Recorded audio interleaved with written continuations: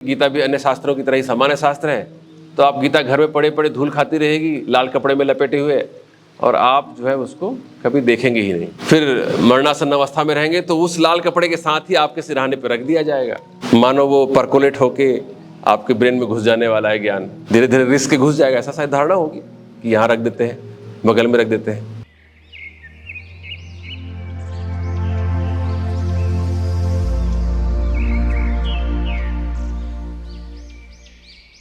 आप सबके भीतर आलोकित परमात्मा को मेरा सादर प्रणाम। अभी बहुत सुंदर श्रृंखला ये चल रही है पतंजलि योग सूत्र पे, क्योंकि अंततः हम सब आनंद चाहते हैं, शांति चाहते हैं अपने जीवन में, और उसकी वैज्ञानिक विधि से प्राप्त करने का तरीका पतंजलि योग शास्त्र हमें देता है। इतना सीधा सीधा वैज्ञानिक तरीके से कोई अन्य शास्त्र नहीं दे पाता है, और जो भी दावे इसमें किए गए हैं उसमें से अधिकांशतः विभूतिपात को हम छोड़ दें तो अधिकांशतः बिल्कुल सत्य है। इसलिए किसी को संदेह नहीं होना चाहिए। देर सवेर अगर आप इस मार्ग पर चलते हैं, पतंजलि मुनि के कहे अनुसार चलते हैं, तो आप अपने स्वरूप में स्थित हो जाते हैं, असंप्रज्ञात समाधि को प्राप्त कर लेते हैं, और बिना असंप्रज्ञात समाधि को प्राप्त किए जन्म मरण से छुटकारा नहीं है, इन भवों से छुटकारा नहीं है, क्लेशों से छुटकारा नहीं है। ये अंतिम बात है। यहाँ तक पहुँचने में हो सकता है आपको बहुत लंबी अवधि लग जाए, हो सकता है कई जन्म बीत जाए, लेकिन इस यात्रा के दौरान ही आप परम आनंद को अनुभव कर सकते हैं। हो सकता है आपका पुनर्जन्म फिर हो और जन्म मरण से छुटकारा ना मिले, आवागमन चलता ही रहे, लेकिन उस स्थिति को आप प्राप्त कर लेंगे जहां पहुंचने के बाद कम से कम एक कृतार्थता का अनुभव होता रहेगा। जो जीवन के क्लेश हैं वो आपको तंग नहीं करेंगे, कष्ट नहीं दे रहे होंगे। तो यह आश्वासन आपको पतंजलि मुनि दे देते हैं। तो अभी तक के सूत्रों में हमने संप्रज्ञात समाधि तक की परिभाषा देख ली है। आप में से कोई बताना चाहेगा मुझे वैराग्य क्या है? क्योंकि अभ्यास वैराग्याभ्याम तन्निरोधा, वृत्तियों का निरोध अभ्यास और वैराग्य से होता है। अभ्यास की परिभाषा तो दे दी गई है, तत्र स्थितो यत्नो अभ्यासः। वैराग्य क्या है फिर चूड़ामणि?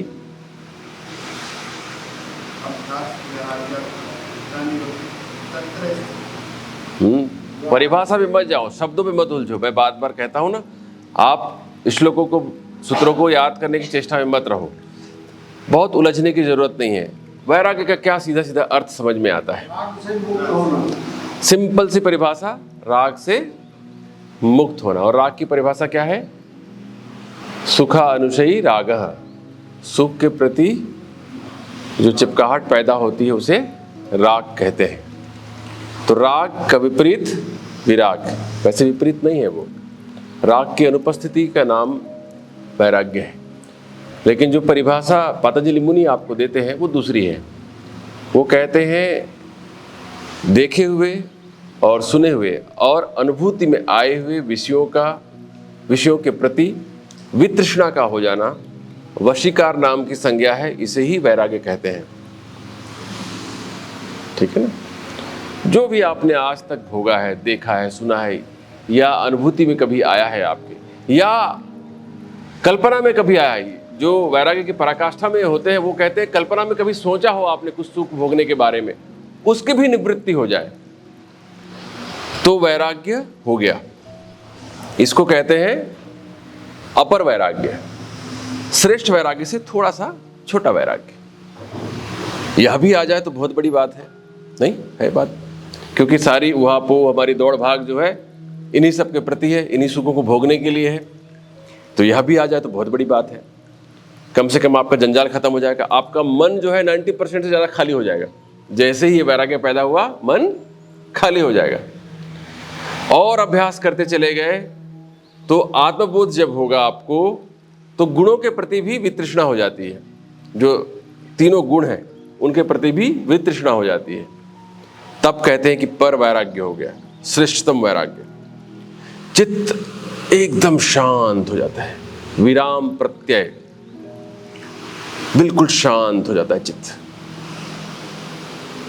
बिल्कुल शांत। तो वो है स्थिति असंप्रज्ञात समाधि की। संप्रज्ञात समाधि में कुछ संस्कार शेष रहते हैं, असंप्रज्ञात में बिल्कुल शांत हो गया चित्त। तो आप सोचते होंगे कि ऐसा व्यक्ति जीवन व्यवहार कैसे करता होगा, तो वो साधना की स्थिति में है। असंप्रज्ञात समाधि की बात जो हो रही है, अब कई लोग उसी स्थिति में रहना पसंद करते हैं, समाज में हिलते मिलते नहीं। फिर वो संसार में लोगों के बीच मिलना जुलना उन्हें पसंद नहीं आता। कुछ लोगों को वो बिल्कुल निवृत्त होकर चले जाते हैं, गुफाओं में, कंदराओं में वहीं रहने लगते हैं। उनको अर्थहीन लगता है। अभी थोड़ा सा बोध हुआ तो सुरेंद्र अग्रवाल जी कह रहे हैं कि मुझे ये सब बचकानी हरकतें लगती है, सब होली होली बनाना। तो अब सोचो किसी को असंप्रज्ञात समाधि फलित हो जाए तो वो कितना हिलना मिलना चाहेगा। निरर्थक मालूम पड़ता है, सब माया मालूम पड़ती है, सब ड्रामा मालूम पड़ता है, सब लीला मालूम पड़ता है। तो अर्थहीन मालूम पड़ने लगता है उसे, असंप्रज्ञात समाधि में स्थित व्यक्ति को।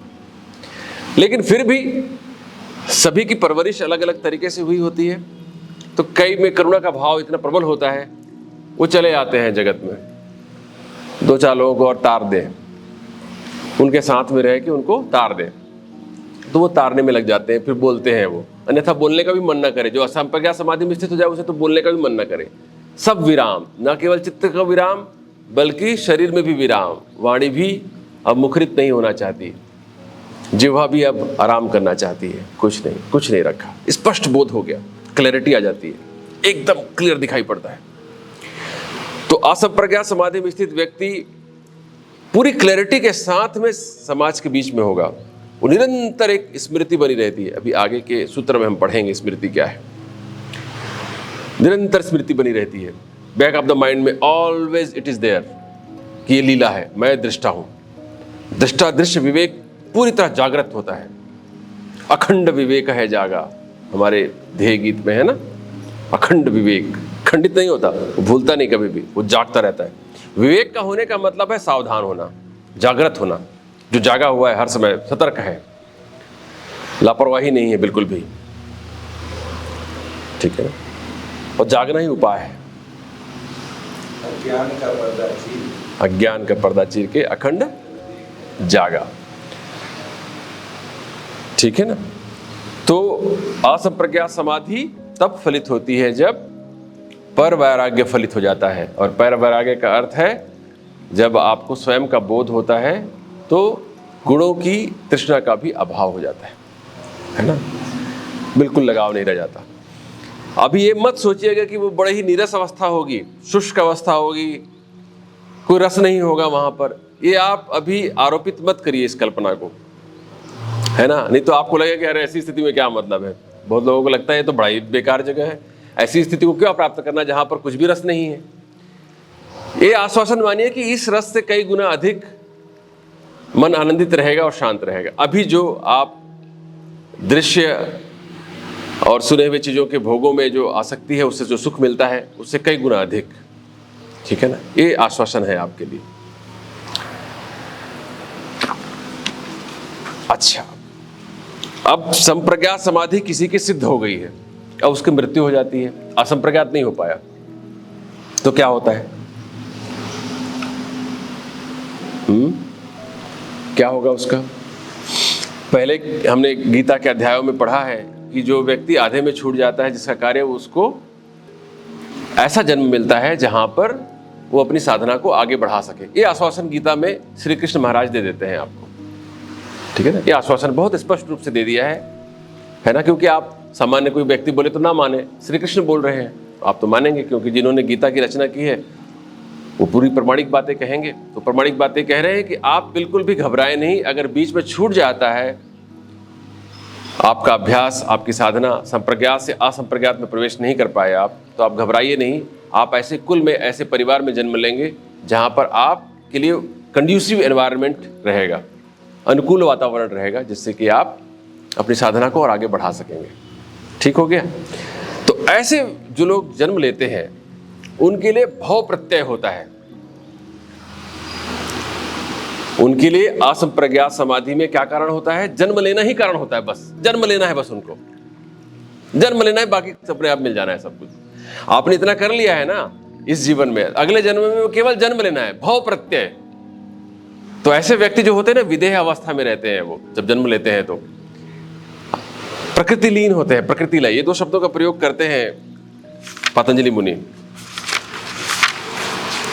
भव प्रत्ययो विदेह प्रकृति लया नाम।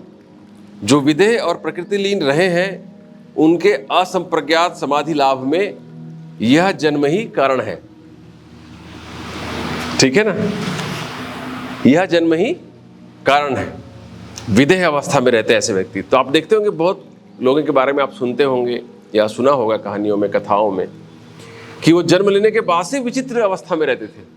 ये कहा जाता है कि श्री रामकृष्ण परमहंस बाहर निकले खेलते खेलते, अचानक ही वो पक्षियों को देख के उसी में लीन हो गए।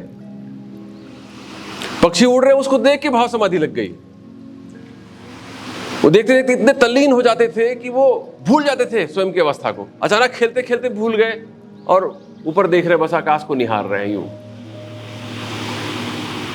और कई बार घंटे बीत जाते थे, निहार ही रहे हैं, जब तक कि माता पिता की नजर न पड़े, तब तक वो बैठे ऐसे खड़े हैं या बैठे हैं, बस देख रहे हैं आकाश की तरफ। विदेह अवस्था, शरीर की बोध, शुद्ध बुद्ध न रह जाए, विदेह अवस्था। राजा जनक को कहते हैं ना विदेह, है ना। वैदेही किसका नाम है? सीता। वैदेही का नाम पड़ा है राजा जनक की वजह से। विदेह की पुत्री का नाम वैदेही। विदेह का अर्थ होता है जो शरीर में रहते हुए भी शरीर से अलग है, बिल्कुल अलग है, विदेह अवस्था। तो वो उनका चित्त बिल्कुल शांत हो जाता है। तो ऐसे व्यक्ति जो है विदेह अवस्था में होते हैं। ये कहा जाता है, जैसे हमने पिछले सेशन में भी आपको ये बताया था कि नानक मुनि जी, नानक देव जी हैं, उनके बारे में भी ये कथा प्रचलित रहती है कि वो बहुत छोटी अवस्था से ही विशेष अवस्था में रहा करते थे। प्रकृति लय थे, सबके साथ एकाकार महसूस करते थे। तो वो दूसरे को भूखा देख नहीं सकते थे, क्योंकि वो स्वयं को भूखा देखने जैसा था। जैसे हम स्वयं के भूखे होने पर प्रयत्न करते हैं भोजन प्राप्ति के लिए, वैसे ही वो दूसरे के भूखे देखने पर उनके लिए भोजन की व्यवस्था करने में जुट जाया करते थे। अपना ही दे देते थे उनको। आपके पास में कुछ अतिरिक्त पड़ा है तो वो जाके दे देते थे, या ना भी हो तो अपना ही दे दिए, क्योंकि उनको मालूम पड़ रहा है कि मुझे भूख नहीं है, आगे वाले को भूख है तो उसको दे दिए। तो कहा जाता है कि वो कहीं जाते थे, कुछ सामान खरीदने के लिए, रास्ते में मिलता था कोई भूखा प्यासा, तो वो सामान खरीदने जाना भूल जाते थे कि किस लिए जा रहे हैं, और उस धन से उस भूखे व्यक्ति के लिए कुछ खरीद कर खिला देते थे, वापस ऐसे ही लौट आते थे, घर वाले परेशान। ठीक है ना।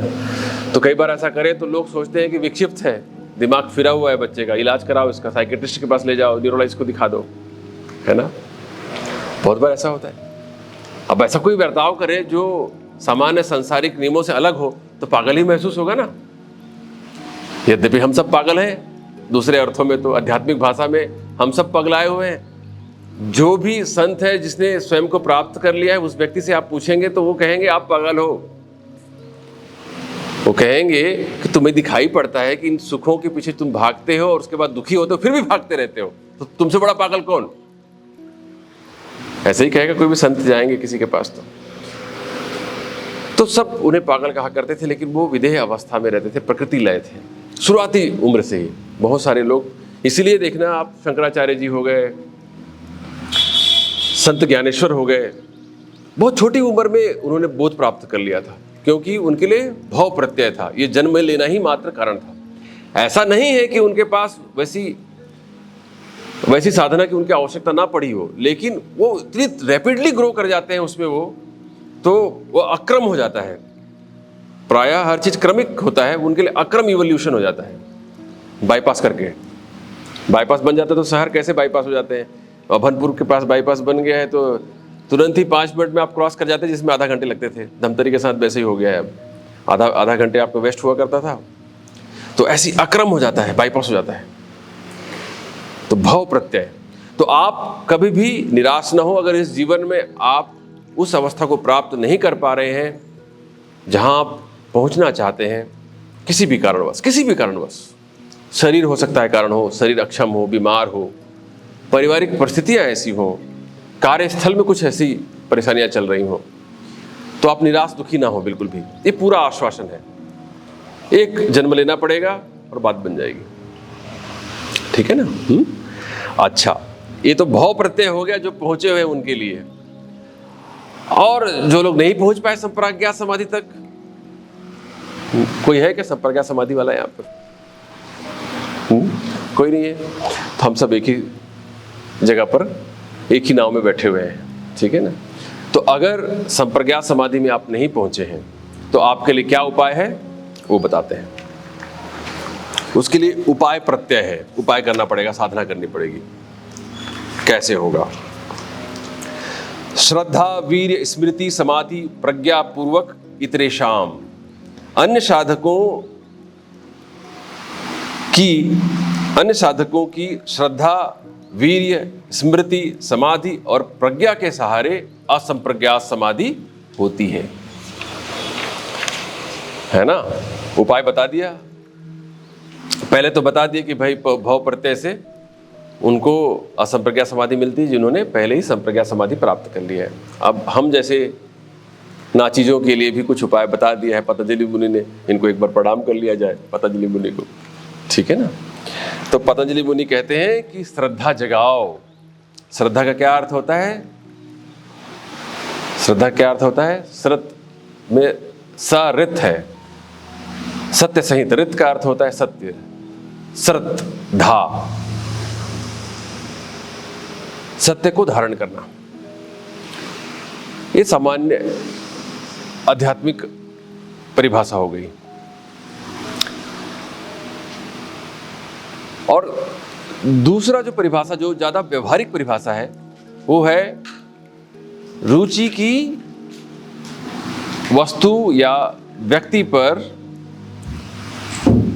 लंबे समय तक लगे रहना, या कहना कि सत्य के प्रति रुचि का होना, या जिसे आप सही मानते हैं, हितकर मानते हैं, उसके प्रति रुचि का होना, ये श्रद्धा कहलाती है। तो श्रद्धा कैसे पैदा होगी नितिन जी? कैसे पैदा होगी श्रद्धा? किसी चीज के प्रति श्रद्धा कैसे होती है? किसी व्यक्ति के प्रति आपके भीतर श्रद्धा कैसे आ जाती है? आप देखते हैं किसी व्यक्ति को जिसके प्रति आपकी श्रद्धा होती है तो आप शीश नवा लेते हैं, प्रणाम कर लेते हैं। श्रद्धा क्यों होती है? जब वो व्यक्ति वस्तु हितकर मालूम पड़े। हाँ, आप कुछ कहना चाहते हैं? हमसे वो ज्यादा ऊपर, हमसे वो ज्यादा गुणी।